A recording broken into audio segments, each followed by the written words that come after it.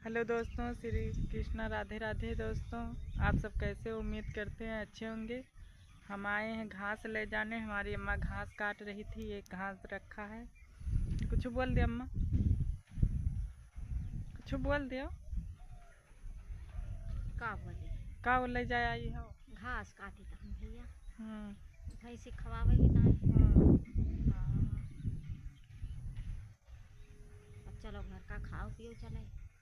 घाम घाम होएगा। बहुत पड़ेगा। कहाँ काटी हुए है?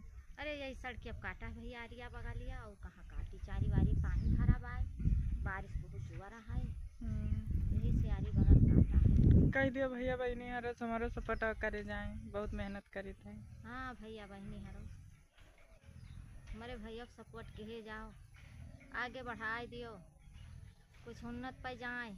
बहुत मेहनत करा थी।